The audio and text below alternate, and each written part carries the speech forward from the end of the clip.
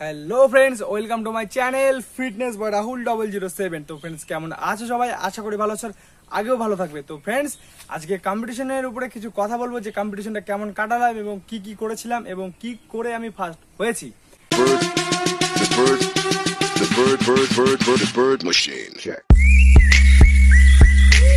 তো বলে দিই যে তোমরা আমার কিছুদিন আগে একটা শর্ট ভিডিও দেখেছিলে, যে কম্পিটিশনটা ছিল আমার হচ্ছে 18ই আগস্ট, এবং আমি সেটার থেকে তোমার হচ্ছে প্রায় মিনিমাম 20 দিন ধরে কম্পিটিশন জোনটাতে পুরো প্রিপেয়ার হয়ে গেছিলাম এবং আমি কিন্তু প্র্যাকটিস করা শুরু করে দিয়েছিলাম। কিন্তু কিছু রিজনে আমি কিন্তু কম্পিটিশনের প্রায় 2 দিন আগে হসপিটালে আমাকে দূরাত থাকতে হয়। সেই রিজনটা হয়তো তোমার সাথে কোনোদিন শেয়ার করবো, অনেক একটা ডিফিকাল্ট রিজন, বাট সেটা এখন শেয়ার করতে পারছি না তোমার সাথে। তো রিজনটা হয়তো তোমার সাথে শেয়ার করবো, বাট সেই কারণে কিন্তু আমাদেরকে 2 দিন হসপিটালে থাকতে হয় এবং নাইটে আমাকে কিন্তু 2 দিন জাগতে হয় ঠিক মতন খাওয়া দাওয়া নেই। এবং জিম করলে জানো যে তুমি যদি ঠিক মতন খাওয়া দাওয়া না করো, তোমার শরীরের শক্তিটা বাড়বে না এবং তুমি যে পারফরমেন্সটা জিমে গিয়ে তোমাকে তো হেভি ওয়েট তুলতে হবে। একে তো প্রচন্ড নার্ভাস ছিলাম, কারণ ফার্স্ট টাইম আমাকে পাওয়ার লিফটিং, ঠিক আছে, কোনোদিন কম্পিটিশন খেলিনি, ফার্স্ট টাইম গোল্ড মেডেলিস্ট জাজেসদের সামনে পারফর্ম করতে হবে। তো এটা ভেবে অনেক নার্ভাস ছিলাম এবং আমার ক্যাটাগরি মানে আমার তো তোমার হচ্ছে 60 থেকে 69 অব্দি ক্যাটাগরির মধ্যে, এবং তাদের উপরে যারা ক্যাটাগরি ছিল ওদের ছেলেপেলেকে দেখে কিন্তু অনেকটাই ডিফিকাল্ট মনে হচ্ছিল, কারণ তারা অনেক হাট্টা ছেলে ছিল।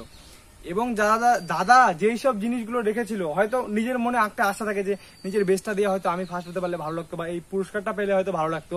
তো এরকমই কিন্তু আমি ভাবতাম। তো যখন জিমে যেতাম, আমাদের জিম স্পন্সর করেছিল খেলাটাকে, তো যখন গল্প হতো তখন ভাবতাম যে কিছু একটা হতে হবে আমাকে, যার জন্য কিন্তু আমি নিজের জীবনটা অবধি দিয়ে দিয়েছিলাম, যত পারতাম কষ্ট করে ওয়ার্কআউট করতাম। তো ভাবো, তার 2 দিন আগে আমার এরকম একটা অবস্থা, দুরাত খাওয়া দাওয়া নেই, ঠিকঠাক ঘুম নেই। তো সব থেকে বড় কথা কি বলতো, নিজের মন। তুমি নিজের মনকে যদি কন্ট্রোল করতে পারো, তুমি পৃথিবীর সবকিছু জানতে পারবে গাইস, এটা একদমই বাস্তব। তো আমি এতদিন যে যাই সব খাবার খেয়েছি সব কিন্তু তোমার সাথে শেয়ার করেছি। তো এতদিন যেই সব খাবার খেয়েছি, ওই খাবারগুলো খাওয়ার পরও আমার কি মনে হচ্ছিল জানো, যে আমি 2 দিন তো ঠিক মতন খেতে পারিনি, 2 দিন ঘুমাতে পারিনি, আমি হয়তো খেলতেই পারবো না। যার জন্য আমি তোমাদের সাথে শেয়ার করলাম যে গাইস, আমার এখন ফিলটা কি হচ্ছে। তো তোমরা অনেকেই বলে যে নেভার গিভ আপ, এগিয়ে যাও। আমি কিন্তু হাল ছাড়িনি। তারপরেও শনিবারে আমি বাড়িতে গিয়ে, শনিবারে রাত্রেবেলা টক দই এটা ওটা খেয়ে, খাবার খেয়ে রাত্রেবেলা ভালো রকম ঘুম ধরছিল না টেনশনে, তাও কিন্তু আমি পর্যাপ্ত পরিমাণে ঘুমের জন্য গরম জল যেটা খেলতে হয়, যে ভালো ঘুম হবে, দুধ সবকিছু খেয়ে কিন্তু আমি রাত্রেবেলা ঘুমিয়েছি এবং পর্যাপ্ত ঘুমটা হয়েছে। তো ঘুমটা হওয়ার পর সকালবেলা চলে গেলাম আমার হচ্ছে জিমে যাওয়ার পর জিমে দেখি যে আমার জিমে তো এখান থেকে যেতে 2 ঘন্টা টাইম লাগে। তো জিমে গেছি, জিমে যে দেখি যে ওয়েট মাপা শুরু হয়ে গেছে। ফটাফট ড্রেস চেঞ্জ করে তারপরে এবার আমি দাদার কাছ থেকে শুনেছিলাম দাদা শু লাগবে। তো দাদা তখন অত কথাটা গুরুত্ব দেয়নি। এবার আমি ভাবছিলাম যে তোর যেটা কমফোর্টেবল ওটাতে খেলতে পারবি। তারপরে যখন সিলেকশন হলো তখন ওখানে গেছি, এবার দাদা বলছে শু এনেছিস? আমি শু তো আনিনি। এবার কোথায় কি পাবো দেখো, একটা কি বলতো, তোমাকে যদি কেউ হেল্প করে না, তাহলে তুমি অনেক দূর এগোতে পারবে। আর তোমার প্রতি কেউ যদি হিংসা করে, তাহলে কিন্তু তুমি ওদের কাছে অনেক ছোট হয়ে যাবে এবং তাদের কি তুমি এগোতে পারবে না। কারণ কি বলতো, তুমি যাদের সাথে যাচ্ছ, এবার ওইখানে আমি যদি কেউ আমাকে শুটা না দিত, আমাকে কি হতো, শুটা হয়তো কিনে নিতে হতো, তার জন্য আমাকে টাকা ব্যয় করতে হতো। এবং জিমে যারা আছে ওরা আমার উপর এতটা বিশ্বাস যে ওরা আমাকে বলছে ভাই তোর যা লাগবে তুই আমার কাছ থেকে নিয়ে, যা লাগবে। তো আমি যখন বলছি যে ভাই কারো একটা শু পাওয়া যাবে, বিশেষ করে 3-4 জন মিলে আমাকে শু দিচ্ছে যে তুই আমার শুনে, বাট আমার সাইজে আসছে না, হয়তো একটু বড় হচ্ছে না, হয়তো একটু ছোট হচ্ছে। তারপরে সে যখন দাদাকে বললাম যে দাদা শু তো হচ্ছে না, তারপরে দাদা জিম খুলে দিল এবং উপরে যারা জিমে এসে যে শুগুলো ইউজ করে সেখান থেকে বলে যে তোর যেটা পছন্দ হতো সেই শুটা বেছে নে।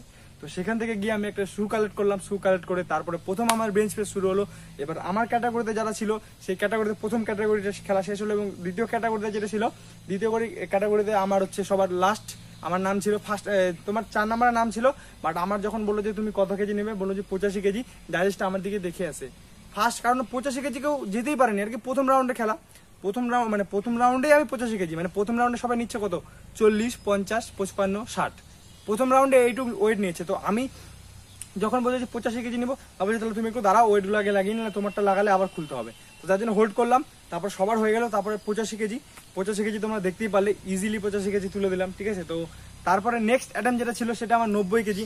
বাট একটা রিজন কি বলতো, ওখানে অনেকটা নার্ভাস হয়ে গেছিলাম। তোমরা দেখতেই পারবে জাজেস কমেন্ট করার আগেই ওইখানে কিন্তু আমি ওটা নামিয়ে নিয়েছিলাম বুকের মধ্যে। ক্ষেত্রে কি হতো বলতো, এই ক্ষেত্রে কিন্তু আমার লিফট ইজ পাস বা নো লিফট করে দিত। কেন করেনি, কারণ কি বলতো, দেখো প্রথম রিজন বলি আমি ওটা করেছি কেন, কারণ আমি যখন জিমে প্র্যাকটিস করতাম তখন দুই সাইডে দুটো কিন্তু লোডার থাকতো, এবং দুই সাইডে দুটো লোডার থাকার পর লোডার গুলো কি করতো, আমাকে ওয়েট তুলে দিত, এবং পিছন দিকে কিন্তু আমার দাদা বসে থাকতো।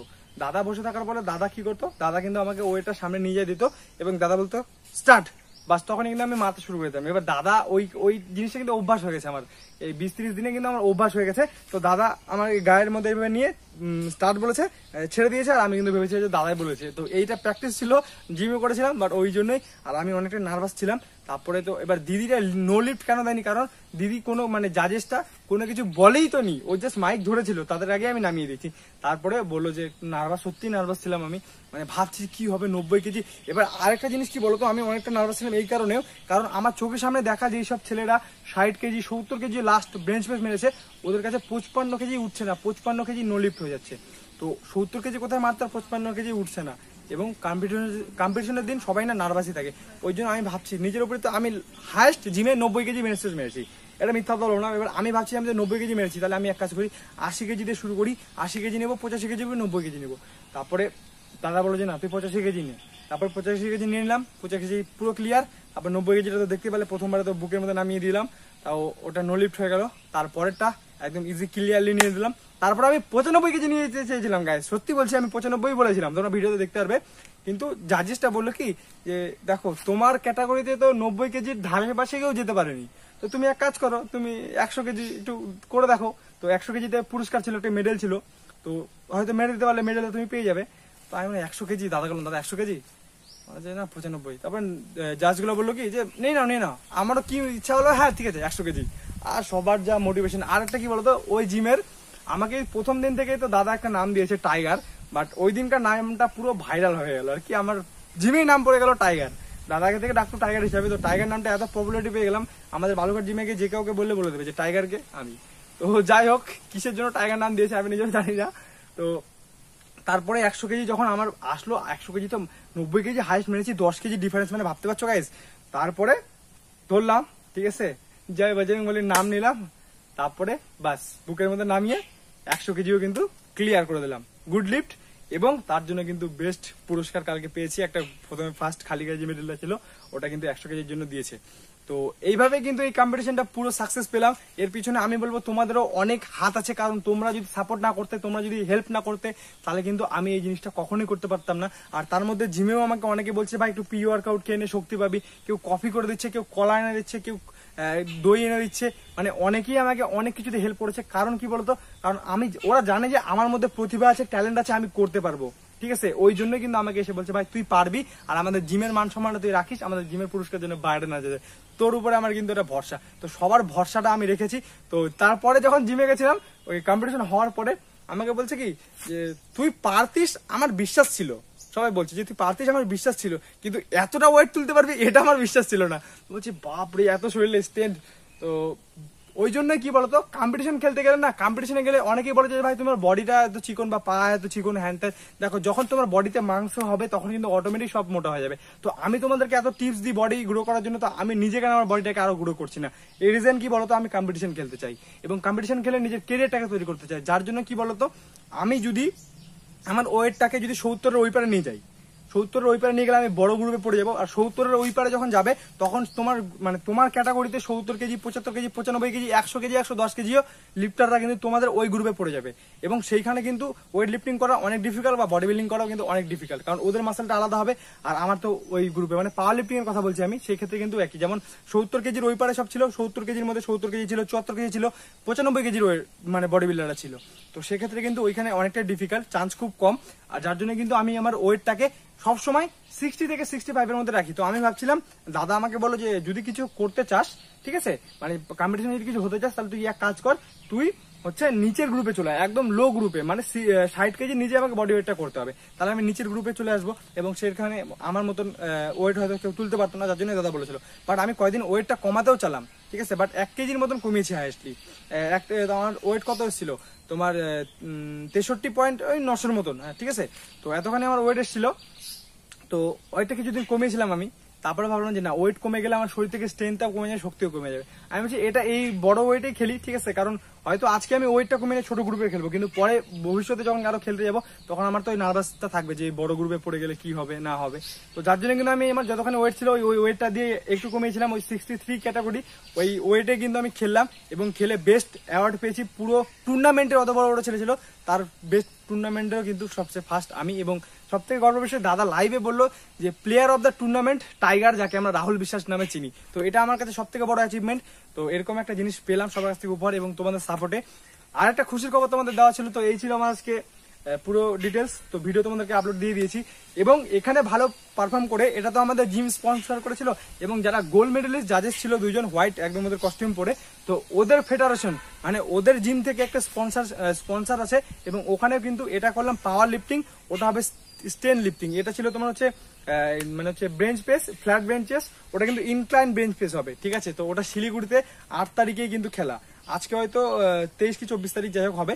তো 8 তারিখে কিন্তু খেলা আছে, ঠিক আছে। আর বেশি দিন নাই, আর হচ্ছে আমি 10 দিন হয়তো প্র্যাকটিস করতে পারবো। তার মানে কিছুদিন রবিবার থাকবে, এটা ওটা থাকবে, গ্যাপ থাকবে, তার মধ্যে কিন্তু 10 দিন প্র্যাকটিস করতে পারবো। তো 10 দিন পুরো জান লাগিয়ে দিব। তো তোমরা কমেন্ট করে বলো যে দাদা কম্পিটিশনে খেলবে কিনা, অল দ্য বেস্ট। এরকম এর আগেও যেরকম আমাকে সাপোর্ট করেছিল এর কম্পিটিশনে খেলার জন্য আমাকে সাপোর্ট করবে, কারণ তোমাদের এক একটা কমেন্টে আমার অনেক মোটিভেশন বাড়ে, ডিমোটিভেশনটা ভেঙে পুরো মোটিভেশন চলে আসে।